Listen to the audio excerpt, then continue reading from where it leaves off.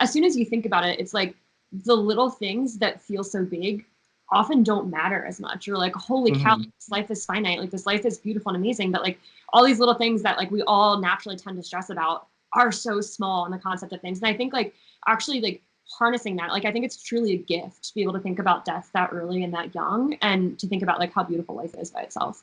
Yeah, definitely. I mean, that's why every spiritual system starts with that grounding, you know? And so like, and even honestly, atheism, when you think about it, it's all grounded, like, you know, like humanist atheism type thing is all grounded in the same perspective. And I think it's not that like, oh, you're thinking too much or anything like that. It's, oh, you're just thinking about just enough.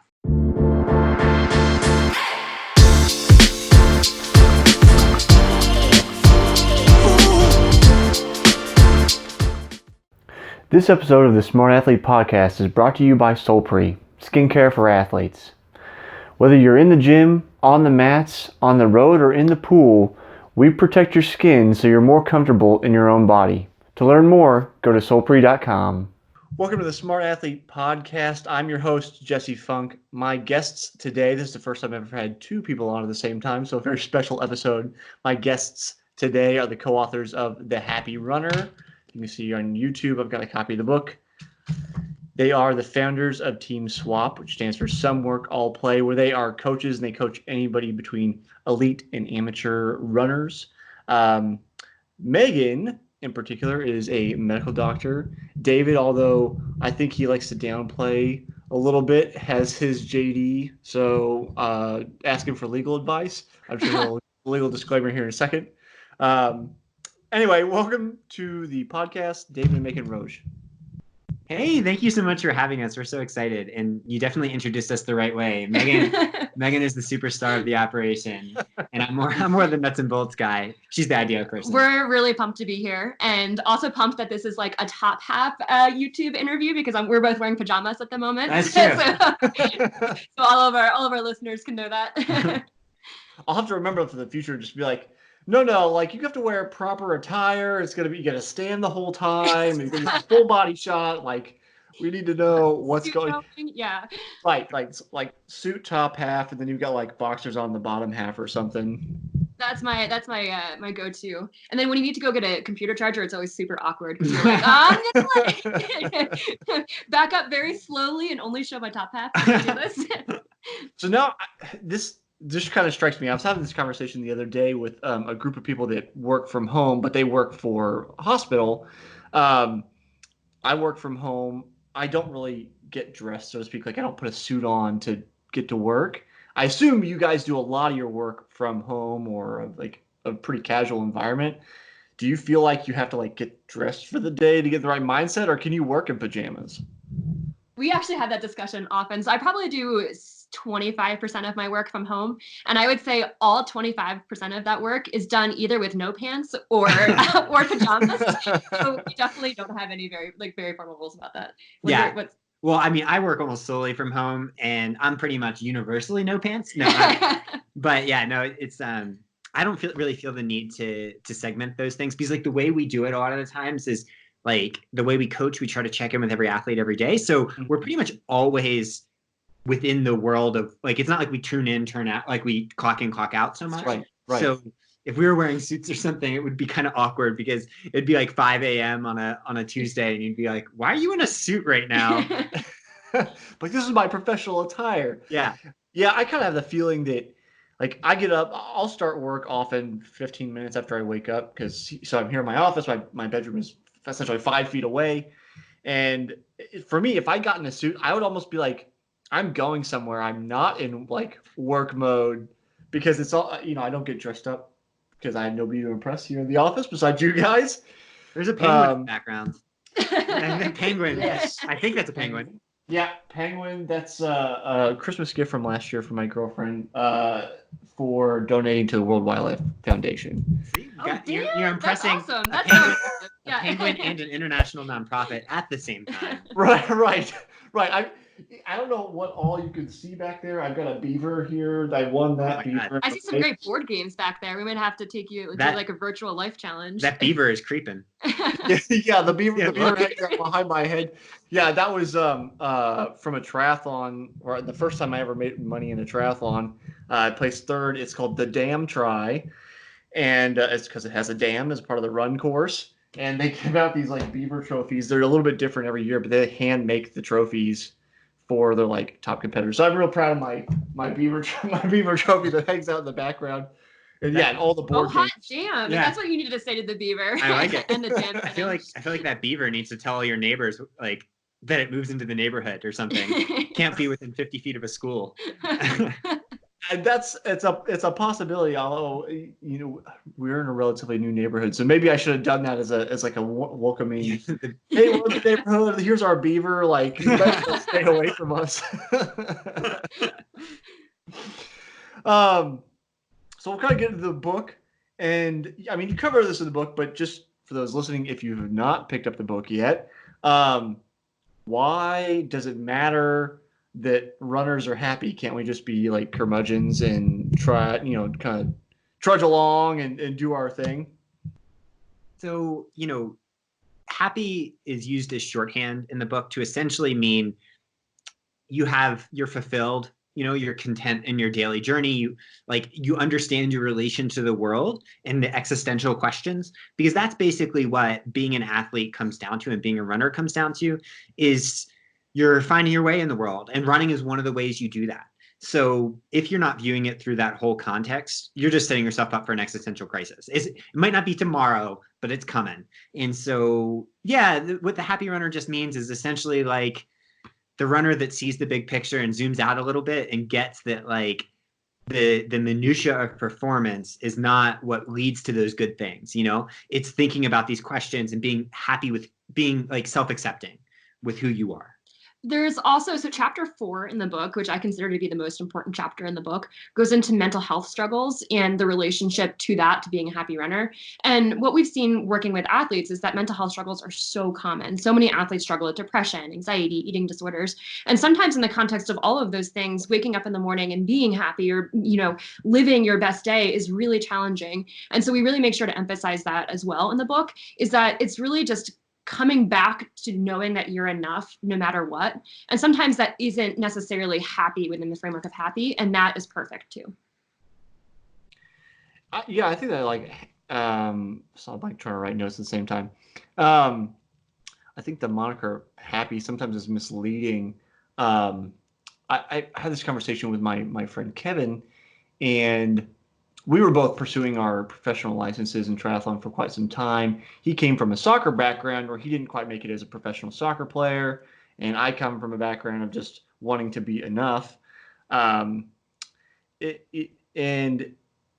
we kind of dealt with the difficulties of that journey, but also knowing that even professionals that he had spoken with, kind of made friends with, were like, maybe they're not happy on every day, or they're not necessarily like having fun in the sense that like board games are fun, like this kind of fleeting fun, but there's a contentedness underneath because of the pursuit. Yeah. Well, I mean, I think that can be true, and but it still needs to be examined. Right. So, let's talk about triathlon to start. I mean, the book's not about that, but, we're talking about, let's say, elite triathlon performance where the athletes are doing 30 or 40 hours a week. Right. That sort of thing can be sustainable for some, but talking to people behind the scenes a lot, they'll go into pretty severe depression when they leave the sport, because you're essentially getting the rug pulled out from under you, or you see behind the screen where it's like, oh, wait, what this purpose that I was putting on my life is actually, it's fully coming from my own brain. Like, it's awesome to that's with everything. So essentially what we're trying to get people to do is ask the questions. And, what we came out of it, we were super fortunate in that we got to coach some of the best trail runners in the world, people that won the biggest races in the world. And you see that reaching finish lines doesn't change anything. So, we just wanted to emphasize that, like, through that whole process, you can be enough no matter what you're doing and no matter what you achieve and no matter how much you can train, because injuries happen too. So, that's kind of where we were coming at. And I really like thinking about it from the idea of having a flexible purpose. So I'm a very purpose-driven person. Like I need to wake up in the morning and feel like I'm working towards something. And that's really what drives me to get up at 4 a.m. and like get out of bed excited to put on my pajamas and go through my workday. But I think for me, like over time, I've realized that I've had to be flexible in that purpose. So like, for example, like if you get injured as a runner, it's like, my purpose shifts to becoming the best that I can be on the bike.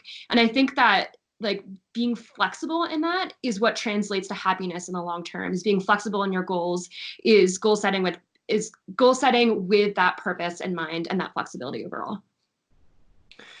So I'm kind of curious how you approach. I almost see it as a dichotomy. I have troubles with this myself. Like I said, since I spent all this time trying to become a professional and didn't quite make it, and I've kind of, I mean, from a personal standpoint, the last 18 months kind of been almost floundering, trying to figure out, well, what now? What am I doing? So it's kind of I want to say poignant or very well timed that I'm speaking to you guys and have the book. How do you balance the idea or the internal struggle about I am enough and also finding new goals to focus on and chase after without those, consuming that idea that if I don't get them, I'm not enough? So, I mean, I think all self-improvement has to start from a place of loving and accepting yourself, because you're just going to find that when you lose 30 pounds or, succeed at business or become a professional, you still have whatever you brought into that. Like if you're doing it from a place of I need to prove something, you're never going to prove that. Your best will never be enough unless it's always enough. And so starting from that place is the key we found with athletics too, not just for psychology. I mean, we always frame it in that aspect because it's easy, but at the end of the day, I don't even care if someone buys into the psych part of it. I want them to do it for the performance element of it. And I think that's been the key with SWAP developing such a big pro team, is essentially you do this, you take off those constraints, you let yourself believe, you're not afraid of failure, and then every single workout, every single run can come with a little bit less of the things that are weighing you down. Yeah. I think for me, what that translates to logistically is setting both short-term and long-term goals. So I think it's helpful to have those really big, scary goals about, hey, like this is the race I want to win in 3 years, and making sure that you prioritize training and make the difficult life decisions surrounding those big goals, but to also have daily life goals too, as kind of metrics of getting you there, but also as like these check marks to be like, hey, like, look what I did today. This is awesome, but not feeling defined by those either. Like, we're never perfect in reaching our goals. And so understanding that. And then I think also just making sure the goals are all mostly internally driven. So doing this, like making sure you're writing down and coming to the conclusions that you're doing this for an internal reason as opposed to an external reason, like beating someone or proving something to someone. It's like, it should really be coming from within. Mm-hmm. Have you guys worked with, working with elite athletes is obviously awesome. And I know you work with amateurs as well. Have you worked with people that are going through that transitional period, age-wise, where there is no more up? It is just down, and it as a physiological impossibility. Like there is a point for everybody, whether it's earlier or later, where you simply can't keep up with the clock of time. Have you worked with people going through that transition and kind of dealt with that? Not like psychology kind of hands-on, not just in yourselves, but like with somebody else? Yeah, I mean, I think that question gets to the very core of why being an athlete can lead to these deeper thoughts. Mm-hmm. So yeah, like when you're thinking about aging, I mean, if you're paying attention closely enough to your body, you start feeling that process very early. And that doesn't mean you can't you can't improve. It just means that like after 21, you're starting to feel little incremental things. And as you get a little older, and then as you go, as you start to hit your 40s and 50s and beyond, you really start to see that transition. And you can, if your brain thinks about it even a little bit, which it does, even if you're not thinking about it super explicitly, you can plot out where that regression line ends, right? Mm-hmm. Like athletics gives you a window into your fragility that normal people probably don't get until maybe like a midlife crisis or something like that. And so with that in mind, like what we try to do is talk about that stuff early and often and divest athletes from result outcomes and get them to like whatever the process entails in like a day-to-day of an athletic life. So I never, ever want an athlete training just because they think they are going to get faster and faster. I want them training because they enjoy the life it gives them on each little day. And then that adds up to a greater whole. So with the athlete that's aging, what I'm like is like, look, yeah, we might have to reorient goals a little. We can still strive, we can still push it. But what I want us to focus on is, okay, what do we love? Like when you're 60, you might not necessarily want to do 100-mile weeks as a runner anymore. You might want to start working biking and yoga and all this other stuff. And then we'll go crush races. But essentially reorienting it from the very beginning, from maximizing every possible element of performance to maximizing the amount of joy that you can get within the context of a life that's meaningful to you. Yeah. And so, yeah. I think layered on top of that, I was having a discussion with a runner last night about this, is that running is such a cool sport because it's one of the only sports I know that has age categories for performances and for competitions. And it's kind of fun to think about aging. So it's like, all of a sudden I might transfer from that 50 to 59 age group up into the 60 to 65 age group, and just like understanding where you are within the context of that. And I think it's a beautiful thing that we can continue to compete as runners into our 80s and 90s if we want to, and just appreciating the beauty of all that, the beauty that this is a lifetime sport, and just sharing that with the community and others around you. And I mean, the reason the book starts talking about death is just that, like, it's so ever present. And if you're not able to like come to terms with that, at least to a certain extent, I mean, all of this crap is hard. And not just running, like literally everything that you care about is crumbling to dust slowly. So, I mean, it's a good thing to think about. It's a good thing to try to be able to laugh at. And what we try to do is talk about it really openly with everyone, even though we're not spiritual leaders or whatever, just so that we can get this like shared experience, maybe laugh a little bit on the way. Well, I'm glad you mentioned it because I was just getting ready to. I'm glad that the book kind of starts on the framing of death, which sounds a bit morbid. But I'm glad just in the sense that I think a lot of my own personal pursuits, and a lot of people, over the years have said in part, how are you so motivated? Why do you try so hard at all these things? A little bit is maybe genetic, but also, I mean, I've been thinking about death since I was a teenager, and not just in the sense that like I won't be alive, but thinking about my parents and and my own life, in knowing cognizantly, even if I don't know internally, and maybe this doesn't make sense to you. I'm kind of in. I guess I'll ask if this makes sense, but there's like two kinds of knowings where like you learn something in a book and you know it. And then something where you know it just internally, like as people age, I think they become more aware internally. My life is finite. So I started from a place of definitely earlier on being cognizantly aware, like in my own mind. Okay, I'm not going to live forever. Like, it could be tomorrow. I had friends die. Throughout. I think a lot of people in high school have at least one classmate die. And knowing like could be me, and it kept me motivated.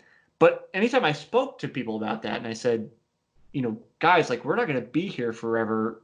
You've got to get to work if you're going to get your shit together, basically get things done, the things you want to do.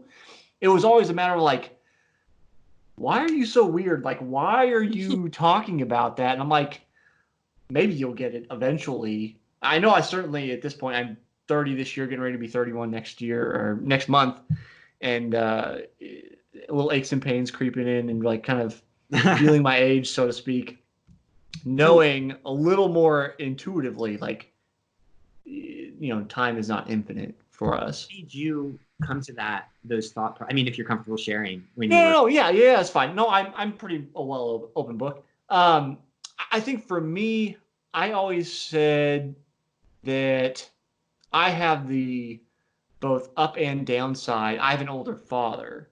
So like I'm only 30. My father's in his late 70s now. So even though, kids aren't aware of like age in the same aspect, but I always knew my dad was a lot older than everybody else's dad, basically. So I think that kind of put it in the frame of mind for whatever reason to start with me from an early age. Like he's not going to be around forever. And I know for a long time I was motivated about like, I want my dad to be proud of me. So it's kind of a combination of those things together with just there's kind of I guess I'll say like a family trait almost that like the men in my family are competitive. And it's not, I don't know that it's a culture thing. Like we kind of all do our own things, but we all come by this kind of competitiveness and this drive naturally. So I think it's kind of an influence of those things in terms of motivation. But I attribute it to my father being older than kind of other parents as I was growing up.